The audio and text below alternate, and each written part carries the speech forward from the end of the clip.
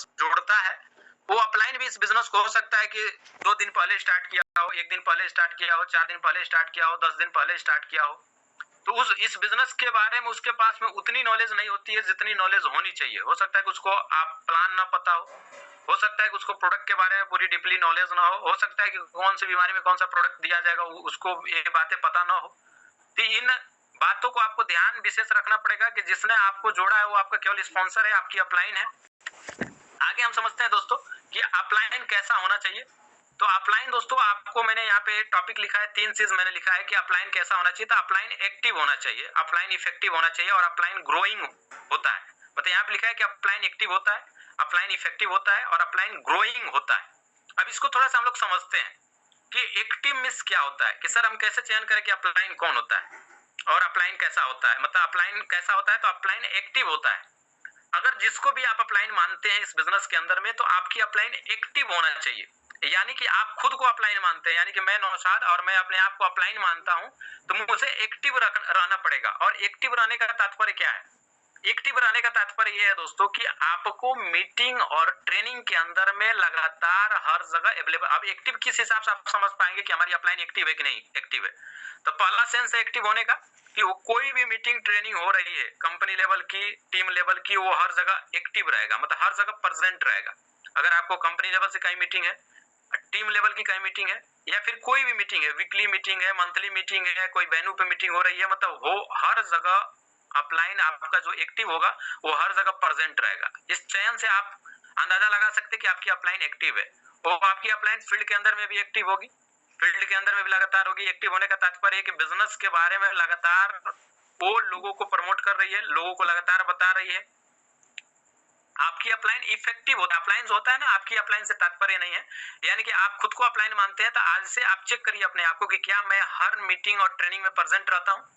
अगर आप प्रेजेंट नहीं रहते हैं तो आप एक एक्टिव अपलाइन नहीं है, आप एक एक्टिव अपलाइन नहीं है। अगर आप मीटिंग ट्रेनिंग में अगर अवेलेबल नहीं रह रहे हैं हर जगह, अगर वेन्यू चल रही है वहां पे अवेलेबल नहीं रह रहे हैं, अगर आप जूम सेशन चल रहा है, जूम सेशन हम लोग डेली करते हैं, आप चेक करिए कि आपके टीम से कितने लोग आज के सेशन में प्रेजेंट हुए हैं। मैं आपसे जानना चाहता हूँ कि क्या आप जूम सेशन के अंदर में डेली प्रेजेंट रहते हैं? अगर प्रेजेंट रहते हैं तो यस लिखिए, नहीं रहते हैं तो नो लिखिए। अगर आप नहीं रहते हैं तो आप एक्टिव नहीं है। इसका तात्पर्य बस एक, आप अपलाइन तो है लेकिन आप अपलाइन एक्टिव नहीं है, क्योंकि आप जूम सेशन में डेली नहीं रहते। मीटिंग जो कंपनी लेवल से चलती है उसमें आप डेली प्रेजेंट रहते हैं। जब भी मीटिंग चलती है, कोई मीटिंग चलती है, वहां पर आप प्रेजेंट रहते हैं, तो पता चलता है कि नहीं।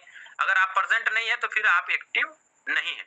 एक्टिव होने का तात्पर्य बस एक ही चीज है दोस्तों कि कंपनी द्वारा या फिर अपलाइन के द्वारा जो भी चीजें दिया जा रहा है उस चीजों को आप लगातार हर जगह मीटिंग ट्रेनिंग में एक्टिव रहे। साथ साथ जो टारगेट आ रहे हैं, टारगेट को आप अचीव कर रहे हैं कि नहीं कर रहे हैं। अगर एक्टिव है तो फिर आप टारगेट को जरूर अचीव करेंगे। इफेक्टिव होता है मतलब आपके वजह से लोगों को इफेक्ट भी पड़े, आप अपने नॉलेज से लोगों पर इफेक्ट डाल सकते हैं, आप अपनी अचीवमेंट से लोगों के ऊपर भी इफेक्ट डाल सकते हैं। टीम ऑफ रॉयल्स ने उस अचीवमेंट को प्रदर्शित किया है मार्केट के अंदर में दोस्तों कि आज इफेक्टिव आप बोल सकते हैं। आप किसी भी चीजों से आप इफेक्ट कर सकते हैं। ग्रोइंग मतलब होता है कि आप लगातार ग्रो कर रहे हैं, यानी कि अगर आप अपने आप को अपलाइन मानते हैं तो आपको लगातार ग्रो करना पड़ेगा। या फिर अगर आप सोच रहे हैं कि मैं किसी को अपलाइन बनाऊं, तो आप चेक करिए किसी को अपलाइन बनाना चाहते हैं तो वो व्यक्ति हर मीटिंग ट्रेनिंग में प्रेजेंट रहता है कि नहीं रहता है, वो व्यक्ति लगातार फील्ड में रहता है कि नहीं रहता है। डायरेक्ट सेलिंग का जो रॉ मटेरियल होता है, जो सिस्टम होता है डायरेक्ट सेलिंग के अंदर में बताई जाती है कि हमेशा हर 2-4 महीने 6 महीने के अंदर में आपको हर महीने कुछ ना कुछ नया डायरेक्ट आपको लगाना है बिजनेस के अंदर में। हमको डेली प्रोडक्ट को शेयर करना है, प्रोडक्ट को प्रमोट करना है। ये बातें वो अपलाइन ये सारा काम कर रहा है कि नहीं कर रहा है। अगर नहीं कर रहा है तो अपलाइन एक्टिव नहीं है सीधा भाषा में। अगर कर रहा है तो एक्टिव है, इफेक्टिव है। ग्रोइंग का मतलब है कि हर महीने कुछ ना कुछ उसका ग्रोथ हो रहा हो। अब ऐसा नहीं कि आज से 1 साल पहले भी आपका लेवल सेम ही था और आज भी लेवल सेम ही है, यानी कि आप मेहनत नहीं कर रहे हैं, यानी कि आप काम नहीं कर रहे हैं, आप ग्रोइंग अपलाइन नहीं हो सकते। अगर ग्रोइंग अपलाइन अगर आप अपने आप को मानते हैं तो आपको लगातार कहीं ना कहीं ग्रोथ दिखना पड़ेगा। अगर आज आप जहां पे है, आज से 6 महीना बाद आप वहां पे नहीं होंगे, आज से 2 महीना बाद आप वहां पे नहीं होंगे, वहां से कुछ ना कुछ आपको ग्रोथ दिखे, आप ग्रोथ में रहें।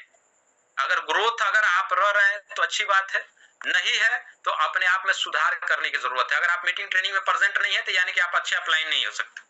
आपको क्या करना पड़ेगा कि आपको एक अच्छा अपलाइन बनने के लिए आपको हर ट्रेनिंग मीटिंग में प्रेजेंट रहना पड़ेगा, आपको हर फील्ड में भी लगातार प्रेजेंट रहना पड़ेगा, क्योंकि इस बिजनेस के अंदर में दोस्तों मेरा मानना है कि इस बिजनेस के अंदर में जिस टीमों के अंदर में अपलाइन और डाउनलाइन की तालमेल अच्छी रहती है उस बिजनेस का ग्रोथ होता है। जहाँ पे अपलाइन डाउनलाइन का तालमेल बिगड़ता है वहाँ पे बिजनेस का बिगड़ना तय है, वहाँ पे बिजनेस का खराब होना तय है।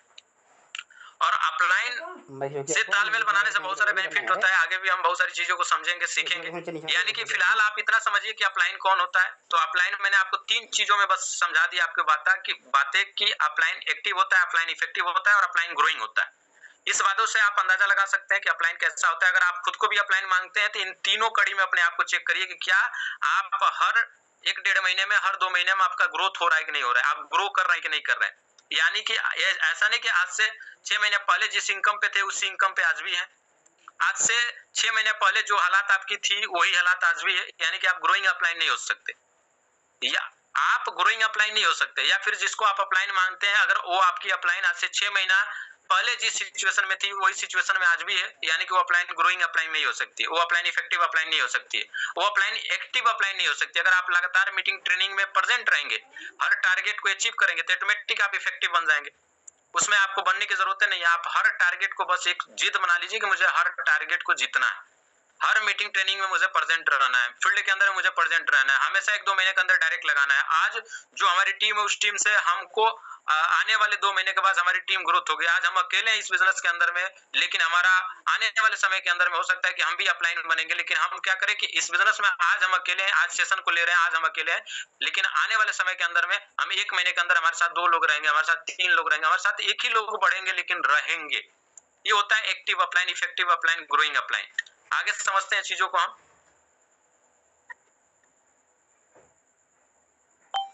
अपनी अपलाइन के फेवरेट बनिए। अगला टॉपिक है दोस्तों, अपनी अपलाइन के फेवरेट बनिए। यानी कि एक डाउनलाइन आप समझ लीजिए, एक बिजनेस पार्टनर समझ लीजिए कि आप अपनी अपलाइन के फेवरेट कब बनेंगे। मैं जानना चाहता हूं यहाँ पे कुछ हमारे साथ में कुछ टीचर लोग जुड़े हुए हैं, मैं थोड़ा सा देखना चाहता हूं और उन लोगों से मैं फीडबैक लेना चाहता हूं। और टीचर में मैं नाम 1 मिनट, आप सभी लोग बने रहें और जिसको मैं नाम लूं तो हो सकता है अगर वो प्रेजेंट है तो आप अपनी प्रेजेंटिंग का एहसास जरूर कराएं। तो मैं जो नाम लेने वाला हूं कि हमारे बीच में है एक मास्टर साहब है, सरवन सर है जो देवरिया से हैं। सर आप तक मेरी आवाज पहुंच रही है और आप बोलने के कंडीशन में है?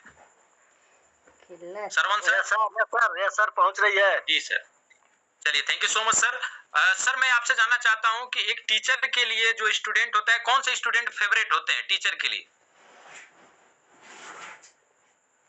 जो पढ़ाई में भी बेस्ट हो, अनुशासन में बेस्ट हो वो बेस्ट होता है। चलिए thank you so much sir, thank you so much. चलिए thank you so much sir, आपका फीडबैक बहुत ही अच्छा रहा। आप अपनी माइक को म्यूट कर सकते हैं। और दूसरा फीडबैक मैं जानना चाहूंगा, हमारे बीच में आरपी वर्मा सर भी हैं, थोड़ा सा मैं उनसे भी जानना चाहूंगा। सर आप ऑलरेडी मास्टर हैं सर, टीचर हैं करंट टाइम में। सर आप तक मेरी आवाज पहुंच रही है तो थोड़ा सा कष्ट करें आप भी। सर एक टीचर की नजर में शिष्य उसका जो स्टूडेंट होता है कौन फेवरेट होता है सर? टीचर की निगाह में सर जो फेवरेट स्टूडेंट होता है वह उसका जो हर बात को मानता हो और हर प्रश्नों का उत्तर आसानी से दे लेता हो, हमेशा सामने के बैठ करके और विशेष रूप से वो जो है जो भी प्रश्न किए जाए वह कॉन्फिडेंस के साथ उत्तर देता है, अपनी बात को कहता है निर्भीक होकर के, वही सबसे प्रिय होता है सर। चलिए thank you so much sir, thank you so much, आपका भी थैंक यू सो मच कि आपने अपना फीडबैक दिया। एक टीचर और भी हमारे बीच में मनोज सर हैं, तो मनोज सर से भी मैं थोड़ा सा जानना चाहूंगा सर कि आप भी अपना ओपिनियन दीजिए कि एक टीचर की नजर में स्टूडेंट कौन फेवरेट होता है? जी sir, good evening all of you sir. Good evening sir, good evening. जी सर, वैसा विद्यार्थी जो विद्यालय के हर एक गतिविधि में बढ़ चढ़ कर भाग लेता हो, अपने सहयोगी को साथ देता हो और से शिक्षक की बात का नाम रहता हो, हर एक बात मानते हो और स्कूल से अपना लगाव बनाए रखता हो, वो बेस्ट टीचर हुआ, वो बेस्ट शिक्षक हुआ, बेस्ट स्टूडेंट हुए। चलिए thank you so much sir. विद्यालय के हर एक गतिविधि में वो भाग लेता हो, अव्वल रहता हो। चलिए, thank you so much sir, thank you so much, आपका शानदार फीडबैक आपने दिया और मैं उम्मीद करता हूं कि आप जितने भी लोग सेशन के अंदर में है कुछ ना कुछ चीजों को जरूर सीखे होंगे। अभी हमने 3 लोगों को अनम्यूट किया और तीनों लोग से जवाब पूछा और तीनों लोगों ने बहुत ही शानदार जवाब दिया कि स्टूडेंट जो होता है टीचर की नजर में स्टूडेंट वही फेवरेट होता है